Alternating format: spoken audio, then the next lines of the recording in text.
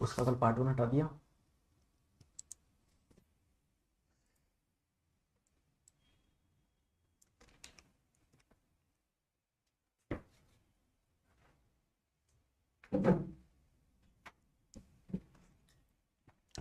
Hello friends, welcome to science मैग्रेट। दोस्तों कैसे हैं आप लोग सभी?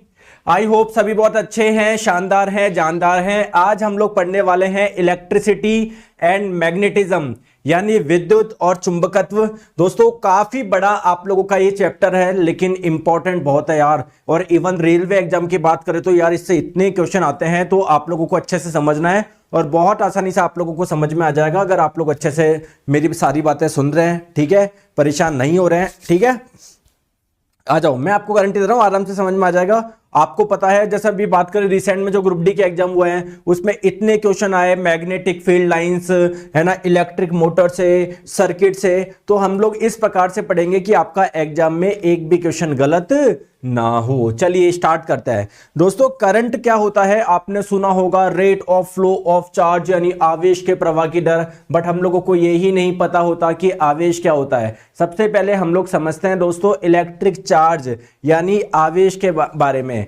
दोस्तों अगर मैं आप लोगों को बोलूं, हमने ग्रेविटेशन जब पढ़ा था, आप लोगों ने वहां पर एक चीज देखी थी कि कोई भी दो द्रव्यमान, जैसे मान लो एक m1 है और एक m2 है, कोई भी दो द्रव्यमान आपस में एक दूसरे को आकर्षित करते हैं। क्या ये आप लोगों को पता है? क्या बिल्कुल पता है सर। तो मैं बोल सकता हूं क्या, द्रव्यमान वह राशि है जिसकी वजह से कोई दो वस्तुएं आपस में गुरुत्वीय आकर्षण बल का अनुभव करती है। बोल सकता हूं क्या कि भैया अगर आपसे बोले मास क्या है तो आप लोग बोलेंगे mass are the properties by virtue of it experience gravitational attraction force. वैसे ही दोस्तों जैसे किसी वस्तु का द्रव्यमान होता है, वैसे ही दोस्तों हर वस्तु पे कोई ना कोई चार्ज होता है। हो सकता है कोई कोई वस्तु ऐसी भी हो जिसपे कोई चार्ज यानी कोई आवेश ना हो। तो सर इस आवेश से क्या फर्क पड़ता है? तो जैसे मान लेते हैं कोई एक वस्तु है जिसपे कुछ आवेश है, पॉजिटिव आवेश। दो टाइप के होते हैं, पॉजिटिव चार्ज, नेगेटिव चार्ज, यानी धनावेश और ऋणावेश। मान लेते हैं दोस्तों कोई वस्तु है जिसपे एक पे धनावेश है और एक पे क्या ऋणावेश है, तो हम लोग क्या देखते हैं, ये भी एक दूसरे को क्या कर रहे हैं, आकर्षित कर रहे हैं। अगर हम लोग बात करें कोई धनावेश की तो वो दोनों एक दूसरे को क्या कर रहे हैं, प्रतिकर्षित कर रहे हैं। अगर बात करें कोई दो ऋणावेश की तो वो एक दूसरे को क्या कर रहे हैं, प्रतिकर्षित कर रहे हैं। तो यानी आवेश वह राशि है जिसके द्वारा कोई दो वस्तुएं आपस में आकर्षित या प्रतिकर्षित होती है। और दोस्तों दो आवेशों के मध्य ये लगने वाला जो बल है ना, इसको हम लोग बोलते हैं इलेक्ट्रोस्टैटिक फोर्स, यानी वैद्युत स्थितिकी बल। तो अगर मैं आप लोगों से पूछूं आवेश क्या है, तो आप लोग बोलेंगे आवेश वह राशि है जिसकी वजह से कोई वस्तु विद्युत स्थितिकी बल का अनुभव करती है। सर फिजिक्स कब तक होगा? दोस्तों एक इलेक्ट्रिसिटी बचा है, एक हीट एंड टेम्परेचर बचा है। ये थोड़ा काफी बड़ा चैप्टर है, तो बस इन दो चैप्टर के बाद में आप ये दो चैप्टर दो चैप्टर और बचे हैं, आई एम सॉरी। आ जाओ। तो देखिए जैसे आप लोगों को पता है द्रव्यमान जो होता है वो एक क्वांटिटी है ना, एक प्रॉपर्टी है किसी भी मैटर की। हर पदार्थ का कोई ना कोई द्रव्यमान होता है ना, 1 किलोग्राम 2 किलोग्राम। वैसे ही दोस्तों अगर हम लोग बात करें चार्ज की, तो चार्ज भी क्या है, ये एक फंडामेंटल प्रॉपर्टी है किसी भी पदार्थ की। मतलब उसमें चार्ज होता ही होता है, या तो पॉजिटिव हो या नेगेटिव हो सकता है कोई कोई ऐसा भी हो जिसपे जीरो चार्ज हो। अब देखिए जो चार्ज होते हैं वो दो प्रकार के होते हैं, एक होता है पॉजिटिव चार्ज, एक होता है नेगेटिव चार्ज। आपके मन में क्वेश्चन आएगा कि सर किसी भी मैटर में चार्ज होता क्यों है, इसके पीछे कारण क्या है? आइए मैं आपको बताता हूं। जैसे दोस्तों हम लोग बात करते हैं लोहे की छड़ की बात करते हैं। कोई भी आप लोगों का पदार्थ होता है ना, वो बहुत छोटे छोटे पार्टिकल से मिलकर बना होता है, जिन्हें आप लोग क्या बोलते हैं, एटम यानी परमाणु बोलते हैं। क्या बोलते हैं? एटम यानी परमाणु बोलते हैं। दोस्तों इस एटम के अंदर क्या क्या होते हैं, इलेक्ट्रॉन, प्रोटॉन, न्यूट्रॉन। तो अगर मैं आप लोगों को बोलूं न्यूट्रॉन पे कौन सा आवेश होता है, न्यूट्रॉन पे कोई भी नहीं होता। इलेक्ट्रॉन पे होता है नेगेटिव चार्ज, प्रोटॉन पे होता है पॉजिटिव चार्ज। तो अगर इलेक्ट्रॉन की संख्या ज्यादा है किसी एटम में तो उस पे नेगेटिव चार्ज आ जाएगा। मान लो इसमें भी ज्यादा है, नेगेटिव नेगेटिव नेगेटिव। तो देख रहे हो बहुत सारे एटम है, सब पे नेगेटिव नेगेटिव चार्ज है, तो इस सब पे नेगेटिव, इस पूरे पे नेगेटिव चार्ज आ जाएगा, नहीं आ जाएगा? समझ गए बात को? अरे समझे या नहीं समझे, बोलते नहीं हो तुम यार। ठीक है, तो अब बात आती है कि सर नेगेटिव चार्ज आता कैसे। देखो मेरी बात को आप लोग समझिए, प्लीज मेरी बात को समझिए। किसी एटम की बात करते हैं, उसके अंदर तीन चीजें होती है, एक तो इलेक्ट्रॉन, एक प्रोटॉन, एक न्यूट्रॉन। दोस्तों न्यूट्रॉन पे कोई आवेश नहीं होता, इसको हटा दो। इलेक्ट्रॉन पे और प्रोटॉन पे आवेश का मान समान होता है, बस इलेक्ट्रॉन पे कितना होता है, -1.6 इंटू 10 की पावर -19 कूलम्ब। प्रोटॉन की बात करें, प्रोटॉन पे कितना होता है, +1.6 इंटू 10 की पावर -19 कूलम्ब। दोस्तों किसी एटम में जितने प्रोटॉन होते हैं उतने ही इलेक्ट्रॉन होते हैं। तो जैसे मान लेते हैं किसी में 14 प्रोटॉन है तो 14 ही क्या होंगे, इलेक्ट्रॉन होंगे। समझ में आ गई बात को? तो देखिए मतलब कुल मिला के जितना पॉजिटिव चार्ज होगा उतना ही क्या होगा, नेगेटिव चार्ज होगा। अब दोस्तों एक चीज आप लोग बात ध्यान रखेंगे, किसी भी एटम यानी परमाणु में बीच में क्या होता है, न्यूक्लियस होता है, नाभिक होता है, और इसके चारों ओर क्या होती है, कक्षाएं होती है, जिसमें क्या करते हैं, इलेक्ट्रॉन चक्कर लगाते हैं। दोस्तों पहली कक्षा में कितने इलेक्ट्रॉन रह सकते हैं, ध्यान रखेंगे 2, दूसरे में कितने रह सकते हैं, 8 रह सकते हैं। तो अगर किसी के पास में 14 इलेक्ट्रॉन है तो पहली कक्षा में 2, दूसरे में 8, यानी 10 इलेक्ट्रॉन आ गए। चलो मान लेता हूं दोस्तों, कोई एक ऐसा एटम है जिसमें 11 प्रोटॉन है, 11 इलेक्ट्रॉन है, ठीक है। तो पहली में 2 आ गए, दूसरे में 8, यानी 11 में से 10 को सेट कर दिया, बचा हुआ 1 इलेक्ट्रॉन बाहर आ जाएगा। अब दोस्तों हर कोई चाहता है उसके बाह्यतम कोश में 8 इलेक्ट्रॉन हो, क्योंकि 8 इलेक्ट्रॉन होते हैं तो वो स्टेबल हो जाता है। तो इसके पास में 8 इलेक्ट्रॉन नहीं है, इसके पास में 1 है, लेकिन जैसे ये 1 डोनेट कर देगा, इसके बाह्यतम कोश में 8 आ जाएंगे ना, तो ये स्टेबल हो जाएगा। तो दोस्तों क्या करता है, कोई भी एटम स्टेबल करने के लिए क्या करता है, या तो इलेक्ट्रॉन को डोनेट करता है या इलेक्ट्रॉन को क्या करता है, ग्रहण करता है। समझ में आ गई बात को? तो अगर इलेक्ट्रॉन को मान लेते हैं कोई डोनेट करेगा, जैसे मान लेते हैं इसने डोनेट कर दिया, तो पहले 11 इलेक्ट्रॉन थे, अब कितने रह गए, 10 रह गए। तो दोस्तों इलेक्ट्रॉन हो गए कम, प्रोटॉन हो गए ज्यादा, यानी पॉजिटिव चार्ज वाली चीज ज्यादा हो गई ना, तो इस पे क्या आ जाएगा, पॉजिटिव चार्ज आ जाएगा। ठीक है, तो आप लोगों को मैं क्या बोलना चाह रहा हूं, आप लोगों को ये चीज ध्यान रखना है। क्या ध्यान रखना है, इधर आओ, देखो ये 2 पॉइंट आपको ध्यान रखना है। देखो कोई भी पिंड को धनावेशित कब बोलोगे, या उस पे पॉजिटिव चार्ज कब आएगा, जब वो इलेक्ट्रॉन को दान करेगा या वो इलेक्ट्रॉन को खो देगा। और जब भी किसी पे नेगेटिव चार्ज आ रहा है, ऋणात्मक आवेशित, वो कब होगा, किसी पे नेगेटिव चार्ज कब आएगा, जब वो क्या करेगा, इलेक्ट्रॉन को, इफ इट गेन्स इलेक्ट्रॉन, अगर यह इलेक्ट्रॉन को गेन करेगा। ठीक है, समझ में आ गई बात को, क्लियर है? चले आगे आ जाओ। अब दोस्तों बात करते हैं कि सर किसी पार्टिकल पे कितना चार्ज है, ये कैसे मेजर करें, मतलब इसका मात्रक क्या है। जैसे मैं बोलूं किसी वस्तु का द्रव्यमान है 2 किलोग्राम, तो किलोग्राम एक मात्रक हो गया। मैं बोलूं टेम्परेचर है 17 डिग्री सेल्सियस, तो सेल्सियस एक मात्रक हो गया। वैसे ही दोस्तों चार्ज का जो SI मात्रक होता है वो क्या होता है, कूलम्ब होता है। ध्यान रखेंगे, एक अभी इसी बार आप लोगों से रेलवे ग्रुप डी में पूछा गया था कि चार्ज का यानी आवेश का SI मात्रक क्या होता है, कूलम्ब होता है। अब दोस्तों ये जो नाम रखा है कूलम्ब, वो एक साइंटिस्ट के नाम पे रखा गया है जिनका नाम है चार्ल्स डी कूलम्ब। ठीक है, ध्यान रखिएगा। एक चीज मैं आपको और बता देता हूं, जैसे आप लोग क्या आवेश माप सकते हो क्या, किसी पे कितना आवेश है, 20 कूलम्ब, 18 कूलम्ब, -4 कूलम्ब, 2 कूलम्ब, बिल्कुल। तो दोस्तों जब भी आप लोग आवेश को मेजर करो तो आपको क्या मतलब इसको रिप्रेजेंट करने के लिए क्या डायरेक्शन की जरूरत पड़ेगी क्या। जैसे मैंने बोला कि यार ये जो एक बॉल है इस पे 10 कूलम्ब आवेश है, तो बस मुझे ये बताना 10 कूलम्ब आवेश है, मुझे दिशा बताने की जरूरत नहीं है 10 कूलम्ब इधर है या इधर है या इधर है। ठीक है, तो आप लोग बोलेंगे चार्ज जो है वो एक स्केलर क्वांटिटी है, वो एक अदिश राशि है। समझ गए बात को, क्लियर है? ठीक है, नेक्स्ट हम लोग बात करते हैं। अब बात करते हैं, एक चीज आप लोग ध्यान से समझिएगा, है ना। जैसे देखो एक चीज आप लोग समझिएगा, आपने सुना होगा कि जिसमें करंट आसानी से फ्लो हो जाती है उसको हम लोग कंडक्टर बोलते हैं, यानी चालक बोलते हैं। सुना है क्या आपने? ठीक है, और जनरली जो मेटल्स होते हैं ना वो क्या होते हैं, कंडक्टर होते हैं। इसके पीछे कारण क्या है, आइए मैं आपको समझाता हूं। देखो प्लीज मेरी बात को समझिए। जैसे मैंने बोला ये लोहा है, लोहे की रॉड है, ठीक है दोस्तों। लोहे की रॉड में बहुत सारे एटम्स होंगे, बहुत सारे परमाणु होंगे, ठीक है दोस्तों। हम लोग क्या बोलते हैं, करंट किसको बोलते हैं, आवेश के प्रवाह की दर, rate of flow of charge. अगर आवेश चाहे वो पॉजिटिव हो नेगेटिव हो, अगर वो एक जगह से दूसरी जगह पर आ रहा है तो हम लोग बोलेंगे एक जगह से दूसरी जगह पर करंट फ्लो हो रही है।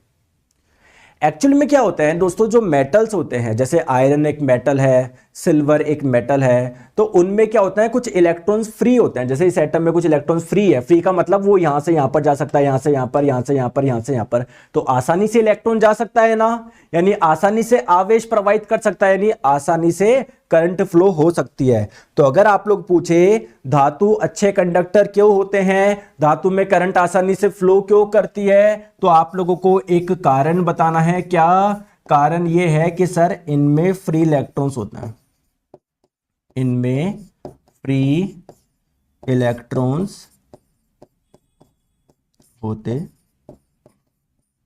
समझ गए बात को? क्लियर है? ठीक है। अब बात करते हैं दोस्तों इलेक्ट्रिक करंट किसे बोलेंगे। तो इलेक्ट्रिक करंट की डेफिनेशन क्या है? Rate of flow of charge, यानी आवेश के प्रवाह की दर। सर नहीं आया मुझे समझ में, आइए मैं आपको बताता हूं। जैसे मैंने आपको बोला कि ये कोई एक तार है, इसमें यहां से यहां पर 10 कूलम का आवेश 4 सेकंड में फ्लो हो गया। बताइए कितने करंट फ्लो हो रही है? तो करंट कैसे निकालोगे? Rate of flow of charge, charge कितना फ्लो हो रहा है और कितने टाइम में हो रहा है। कितना चार्ज फ्लो हो रहा है? 10 कूलम। कितने समय में हो रहा है? मान लो 4 सेकंड में हो रहा है, तो 10/4 कितना हो जाएगा आप लोगों का? 2.5। और करंट का मात्रक क्या होता है? एम्पियर होता है, आप लोगों को पता है। ठीक है, क्लियर है क्या? विकास कुमार जी बोल रहे हैं सर डिफरेंस बताइए वोल्टेज में और करंट में। दोस्तों क्या मैंने वोल्टेज बताया कि आपको वोल्टेज क्या होता है? क्यों इतना एक्स्ट्रा में आगे क्यों बढ़ रहे हो? हैं वोल्टेज बताओ सर, वोल्टेज में डिफरेंस। वोल्टेज मैंने आपको पढ़ाया नहीं अभी तक, तो डिफरेंस कैसे समझोगे?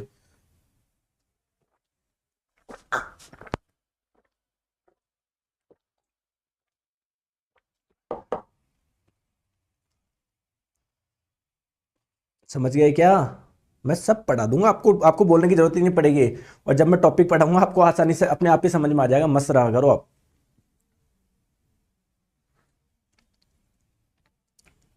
चले आगे, आ जाओ। ठीक है, आ जाओ। तो आप लोग बोलोगे करंट क्या होता है? Rate of flow of charge, आवेश के प्रवाह की दर को हम लोग बोलते हैं। दोस्तों अगर मैं आपको बोलूं कि किसी में 10 कूलम्ब 10 एम्पियर करंट फ्लो हो रही है, किसी में 4 एम्पियर हो रही है, किसी में 8 एम्पियर हो रही है, तो देखिए दोस्तों ध्यान रखिएगा, करंट को है ना हम लोग आई से डिनोट करता है ना, आई से जनरली, है ना।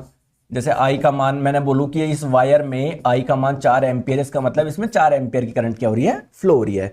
तो दोस्तों जो आई यानी करंट कैसे निकालोगे?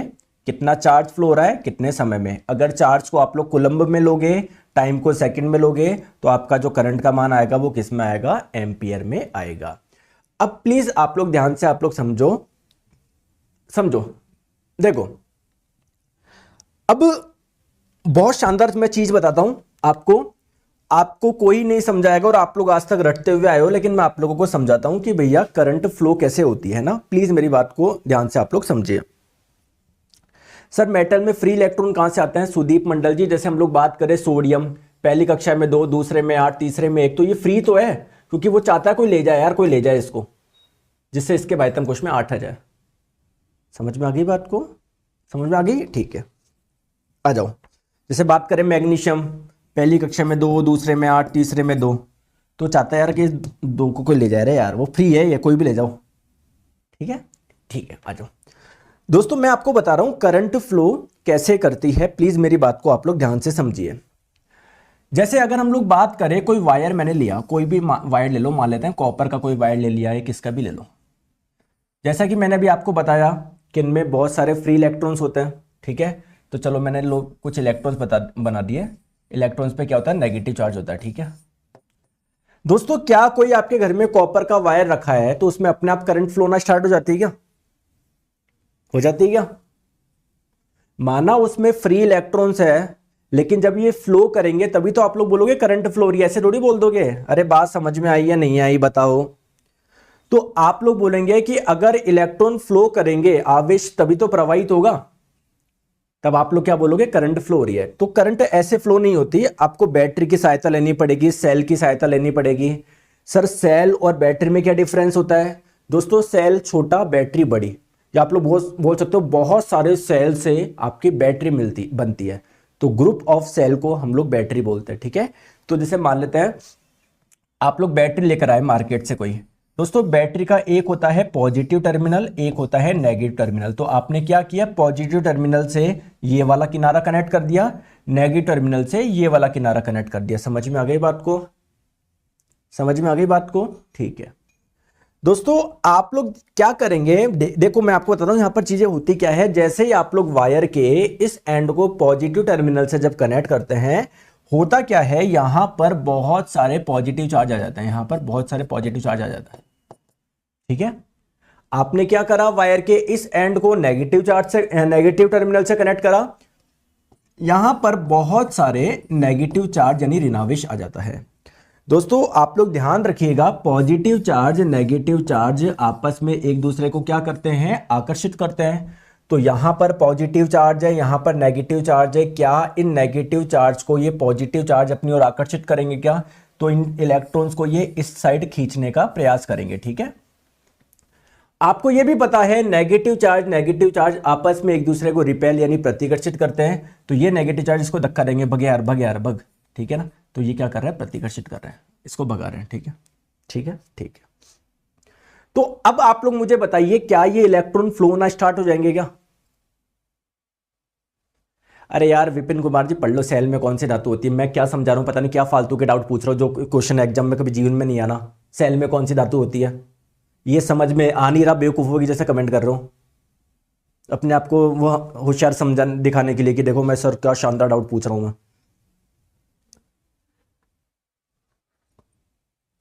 दोस्तों क्या अब इलेक्ट्रॉन फ्लो करेंगे क्या? और इलेक्ट्रॉन का फ्लो होना मतलब आवेश का फ्लो होना, क्योंकि इलेक्ट्रॉन पे आवेश होता है यार, कितना होता है, -1.6 इंटू 10⁻⁻19 कूलम। तो आप लोग बोलेंगे कि हाँ सर इलेक्ट्रॉन का फ्लो हो रहा है, तो हाँ सर करंट फ्लो हो रही है। बहुत बढ़िया, बहुत बढ़िया। तो आपने देखा यार, करंट के फ्लो करवाने के लिए आपको किस चीज की जरूरत पड़ी, बैटरी की जरूरत पड़ी, या फिर आप लोग सेल की भी मदद ले सकते थे। ठीक है, लेकिन दोस्तों आप लोग कभी भी पढ़ोगे ना, आपको वहां पर एक ही चीज बताई जाती है कि जो करंट फ्लो होती है ना, वो पॉजिटिव टर्मिनल से नेगेटिव टर्मिनल की ओर फ्लो होती है, पॉजिटिव से नेगेटिव टर्मिनल की ओर फ्लो होती है, पॉजिटिव से नेगेटिव टर्मिनल की ओर फ्लो होती है, पॉजिटिव से नेगेटिव। ऐसा क्यों, जबकि इलेक्ट्रॉन तो इस दिशा में फ्लो हो रही है। देखो दोस्तों, अगर मैं आप लोगों को बोलूं, ठीक है समझो मेरी बात को, अगर अभी मैं बोलूं कि हमारे देश में जो ये गुलाबी कलर का नोट है उसकी वैल्यू क्या है, 2000 रुपए है। मान लेते दोस्तों भारत सरकार ने कोई नए प्रकार के नोट छापे, 10 के भी नए नोट आए, 20 के भी आए, 100 के भी आए, 500 के भी आए, 2000 के भी आए, और मान लो अब 2000 के नोट का जो रंग है मान लो वो भूरा है। तो आप लोग जिंदगी भर ये तो बोलोगे कि नहीं गुलाबी वाला ही होता है 2000 का नोट, बुरा वाला नहीं है ना, ऐसा तो नहीं है। समझ गए बात को? तो सिमिलरली दोस्तों करंट की जो डायरेक्शन है ना, वो किसके आधार पे दी गई है, पॉजिटिव चार्ज यानी धनावेश के आधार पर। जिस दिशा में पॉजिटिव चार्ज फ्लो करेगा ना, उसको हम लोग क्या मानेंगे, करंट की डायरेक्शन मानेंगे, करंट की दिशा मानेंगे। आप लोग बोलेंगे सर नहीं आया समझ में। आप मुझे बताइए, अगर यहां पर बीच में पॉजिटिव चार्ज होता तो कहां पर फ्लो करता? सर ये पॉजिटिव नेगेटिव एक दूसरे को आकर्षित करेंगे, नेगेटिव इसको अपनी ओर आकर्षित करेगा, ये पॉजिटिव एक दूसरे को रिपेल करेगा। पॉजिटिव चार्ज है ना सर, इस डायरेक्शन में जाते हैं, अगर मैं पॉजिटिव चार्ज रखता तो ऐसे जाता, यानी ऐसे जाता, पॉजिटिव टू नेगेटिव जाता। इसलिए हमने क्या रखा है, करंट की डायरेक्शन ये बोली गई है, क्योंकि करंट की डायरेक्शन पॉजिटिव चार्ज के अकॉर्डिंग दी जाती है। तो पॉजिटिव चार्ज जिस डायरेक्शन में जाएगा करंट की दिशा वही होगी। या फिर आप लोग बोल सकते हो नेगेटिव चार्ज जिस दिशा में जा रहा है उसकी अपोजिट डायरेक्शन होगी किसकी, करंट की। कैसे भी आप लोग समझ लीजिए। चलिए आ जाओ। तो आप लोग बोलेंगे कि जो करंट फ्लो होती है, जैसे यहां पर आपने देखो एक सेल है, ये सेल का पॉजिटिव टर्मिनल, ये नेगेटिव टर्मिनल।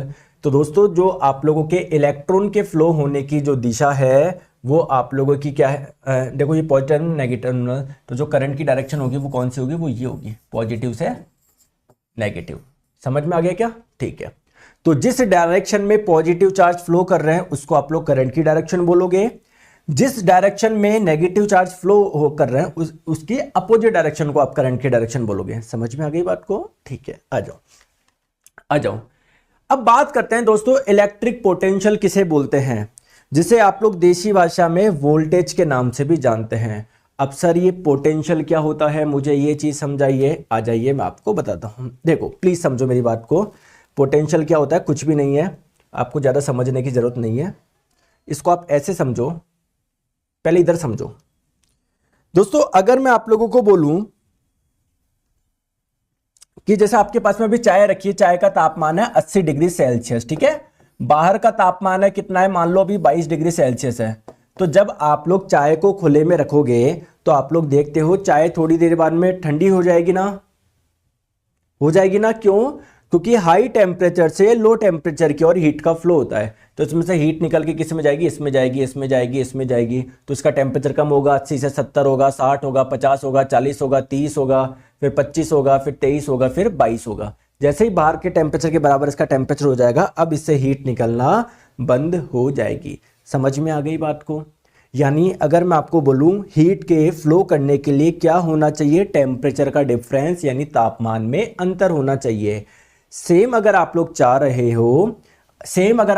रहे हो कि कोई वायर है, इसके दो सिरों के बीच में करंट का फ्लो हो, तो उन दो सिरों के बीच में क्या होना चाहिए दोस्तों? विभवांतर होना चाहिए, पोटेंशियल डिफरेंस होना चाहिए। तो अगर आप लोगों ने, जैसे ये वायर है, इसके दोनों सिरों को आपने बैटरी से कनेक्ट करा। दोस्तों बैटरी से बेसिकली क्या आता है? विभवांतर आता है।